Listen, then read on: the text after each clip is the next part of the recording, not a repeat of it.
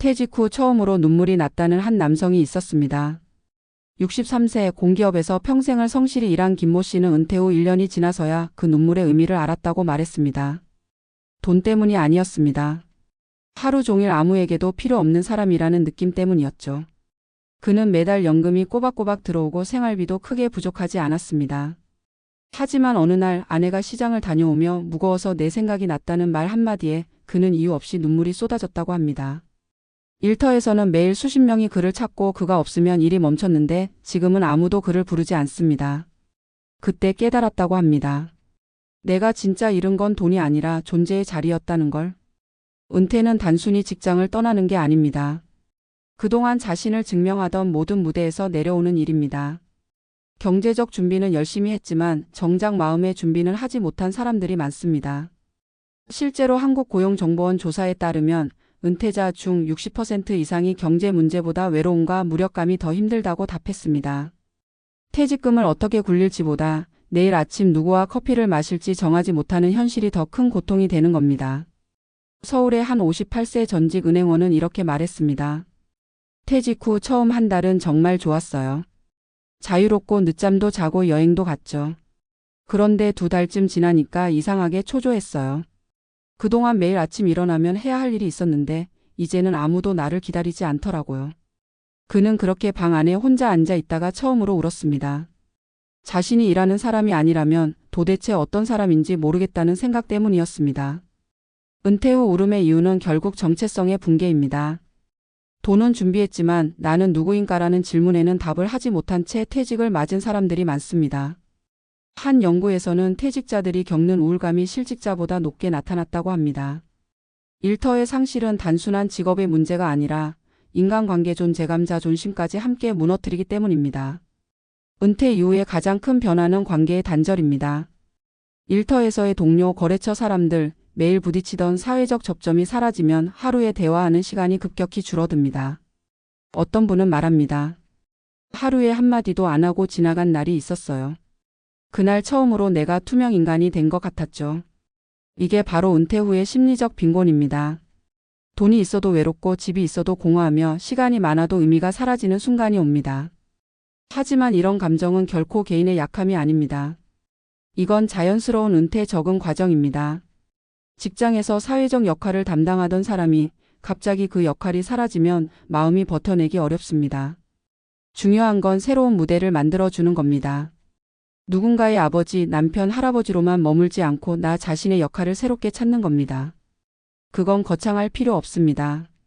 동네 도서관에서 봉사활동을 하거나 작은 텃밭을 가꾸거나 동호회에 나가 이름을 다시 불리는 것, 그 사소한 연결이 다시 존재의 온도를 회복시킵니다. 실제 사례로 부산의 67세 박모 씨는 퇴직 후 3년 동안 집 밖을 거의 나가지 않았습니다. 돈은 있었어요.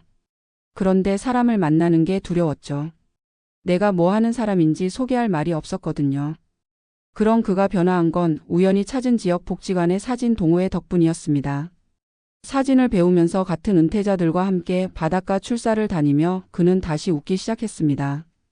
내가 찍은 사진을 누군가가 칭찬해줬을 때 오래된 이름을 다시 찾은 기분이었어요. 그는 이제 매주 사람들과 만나고 자신을 사진 찍는 사람이라고 부릅니다. 그 말 한마디가 그를 다시 살게 했습니다. 이처럼 은퇴 이후의 회복은 새로운 의미를 찾는 데서 시작됩니다. 돈보다 먼저 필요한 건 하루의 이유입니다. 아침에 눈을 뜨는 이유가 분명하면 그 사람은 결코 무너지지 않습니다. 퇴직 후 처음 울었던 그 눈물은 어쩌면 다시 살아야 한다는 몸의 신호일지도 모릅니다. 그동안의 삶이 타인을 위한 생이었다면 이제는 나를 위한 생으로 바꿀 때입니다. 전문가들은 말합니다. 은퇴 후 심리적 붕괴를 막기 위해서는 3가지를 준비해야 한다고. 첫째, 돈보다 중요한 건 일상의 구조를 유지하는 것. 둘째, 새로운 인간관계를 지속적으로 만들어가는 것. 셋째, 자신을 표현할 수 있는 작은 무대를 찾는 것. 그게 바로 심리적 자산입니다. 이 자산이 탄탄한 사람은 재정적 자산이 조금 부족해도 오래 버팁니다. 반대로 아무리 돈이 많아도 이 자산이 무너지면 삶은 쉽게 흔들립니다. 퇴직 후 처음 울었던 이유가 돈이 아니었던 것처럼 은퇴 후의 진짜 회복도 돈으로 시작되지 않습니다. 그건 내 마음의 온기를 되찾는 일입니다. 내 이름이 다시 불리고 내 손길이 누군가에게 도움이 되는 순간 그제야 사람은 다시 살아있다고 느낍니다. 은퇴란 끝이 아니라 나를 다시 찾는 시간입니다. 그 눈물은 결코 약함의 표시가 아닙니다. 그건 진짜 나로 돌아가는 첫걸음이었습니다. 퇴직 후 처음 울었다는 말은 단순한 감상이 아니다. 그것은 평생을 바쳐 일만 하던 사람이 처음으로 자신과 마주한 순간의 고백이다. 우리는 흔히 은퇴 후의 삶을 돈의 문제로만 생각한다. 연금이 얼마인지, 퇴직금이 얼마나 남았는지, 노후 의료비를 감당할 수 있는지 같은 문제에 몰두한다. 하지만 실제로 퇴직자들이 가장 먼저 무너지는 지점은 돈이 아니라 마음이다. 통장 잔고보다 더 큰 공백이 생긴다. 그것은 역할의 상실, 관계의 단절, 그리고 존재 의미의 붕괴에서 비롯된 심리적 공허함이다. 직장 생활은 단순히 생계의 수단이 아니라 사회 속에서 자신을 증명하는 무대였다. 이름을 부르는 사람들이 있고 누군가 나를 필요로 했고 결과로 평가받으며 살아온 수십 년의 시간. 그런데 그 무대에서 내려오는 순간 사람들은 자기 자신을 잊는다. 한 60대 은퇴자는 말했다. 회사에 있을 땐 내가 일하는 기계인 줄 알았어요. 그런데 막상 나오고 보니 그 기계가 나 자신이었더군요. 이 말은 퇴직 후의 상실감이 단지 직업을 잃은 데서 오지 않는다는 걸 보여준다. 그것은 정체성의 붕괴다. 직장인은 매일 아침 출근하면서 내가 누구인지 스스로에게 증명한다. 직책이 그 사람의 사회적 지위를 보장해주고 업무가 존재 이유를 만들어준다. 하지만 은퇴 후 그 틀이 사라지면 남는 것은 직함도 평가도 인정도 없는 나뿐이다. 그 나를 받아들이는 일은 생각보다 쉽지 않다. 퇴직 후 우울증이 급격히 증가하는 이유도 여기에 있다. 한국보건사회연구원의 조사에 따르면 은퇴 후 1년 이내에 심리적 불안과 우울 증상을 경험한 사람은 55%에 이른다. 그중 상당수는 경제적 어려움보다 사회적 관계의 상실을 주요 원인으로 꼽았다. 하루에 대화하는 사람이 거의 없고 자신이 더 이상 사회의 일부가 아니라는 느낌이 지속되면 사람은 금세 무너진다. 심리학에서는 이를 사회적 고립감 소셜 아이솔레이션이라 부른다. 인간은 관계 속에서 의미를 느끼는 존재이기 때문에 연결이 끊어지는 순간 삶의 동력이 사라진다. 한 전직 중학교 교사는 퇴직 후 이렇게 말했다. 그동안 학생들에게 매일 이야기하던 사람이었는데 하루 종일 아무 말도 하지 않는 날이 오니까 내가 투명해진 것 같았어요. 그는 처음엔 그저 조용한 생활이라 생각했지만 어느 날 거울을 보며 자신이 웃지 않고 있다는 걸 깨달았다고 했다. 이런 사례는 수없이 많다. 사회적 관계가 사라진 자리에는 공허함이 남고 그 공허함은 외로움으로 외로움은 우울로 이어진다. 돈으로 해결할 수 없는 빈곤이 바로 이것이다. 은퇴자들이 느끼는 진짜 빈곤은 심리적 빈곤이다. 문제는 이 심리적 빈곤이 시간이 지나도 저절로 채워지지 않는다는 것이다.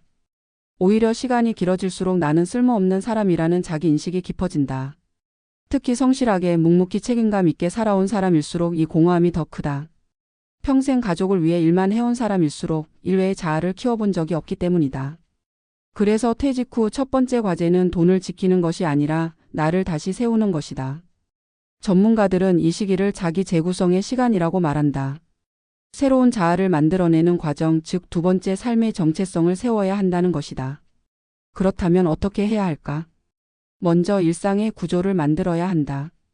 직장인이었던 시절의 리듬을 잃지 않는 것이 중요하다. 아침에 일정한 시간에 일어나고 하루에 해야 할 일을 정해두는 것만으로도 삶의 중심이 잡힌다. 이때 그 일이 반드시 돈이 되는 일이 아니어도 좋다. 동네 도서관 봉사, 운동, 글쓰기, 사진, 음악 같은 활동도 충분하다. 핵심은 하루의 이유를 만드는 것이다. 두 번째는 관계를 회복하는 것이다. 직장 밖의 관계망을 새로 만들어야 한다. 인간관계는 노력하지 않으면 급속도로 좁아진다. 대부분의 은퇴자들이 겪는 외로움은 친구나 가족의 부재 때문이 아니라 자신이 관계를 만들 의지를 잃었기 때문이다. 새로운 모임에 나가고 낯선 사람과 대화하는 것을 두려워하지 말아야 한다. 처음에는 어색하지만 그 작은 연결이 삶의 에너지를 되살린다. 세 번째는 자신을 표현하는 작은 무대를 찾는 것이다. 누군가에게 보여주기 위한 것이 아니라 스스로 의미를 느끼기 위한 무대다. 글을 쓰거나 그림을 그리거나 동네 작은 강연을 하거나 온라인에서 경험을 나누는 것도 좋다. 이 표현의 무대가 있을 때 사람은 다시 자신을 존중하게 된다. 한 70대 은퇴자는 이렇게 말했다. 사진을 배우기 시작하고 나서야 내가 다시 사람답게 살고 있다는 느낌이 들었어요. 누군가 내 사진을 칭찬해줬을 때 잊고 있던 이름이 다시 불린 것 같았죠. 그의 말처럼 은퇴 이후의 회복은 거창한 성공이 아니라 아주 사소한 인정에서 시작된다.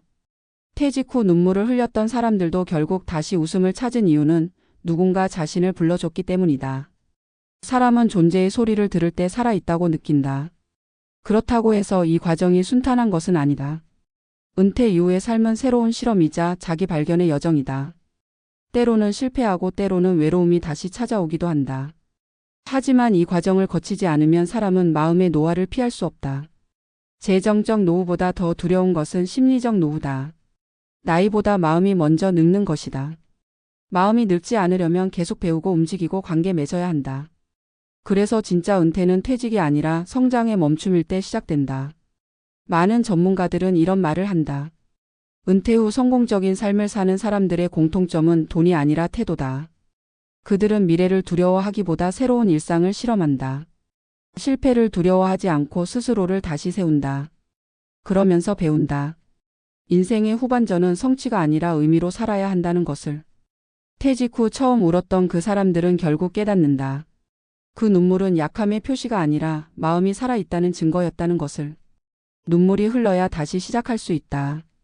울음 뒤에 오는 고요 속에서 사람은 자신에게 묻는다.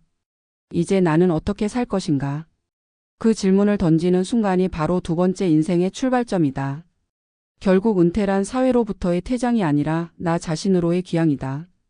세상이 정해준 역할을 내려놓고 진짜 나로 사는 첫 번째 시간이 되는 것이다. 그래서 퇴직 후 울음은 부끄러운 일이 아니다. 그것은 긴 세월 동안 타인을 위해 살던 사람이 비로소 자신을 위한 삶을 시작할 용기를 낸 순간이다. 우리가 그 눈물 속에서 배워야 할 교훈은 분명하다. 돈은 노후를 지탱해 줄 수 있지만 마음은 삶을 지속시켜준다. 은퇴 후의 진짜 준비는 재정 계획표가 아니라 하루를 의미 있게 채우는 마음의 설계도다. 누군가의 이름이 아닌 나 자신의 이름으로 하루를 시작할 수 있을 때, 그때야 비로소 우리는 진정한 은퇴를 맞이한 것이다.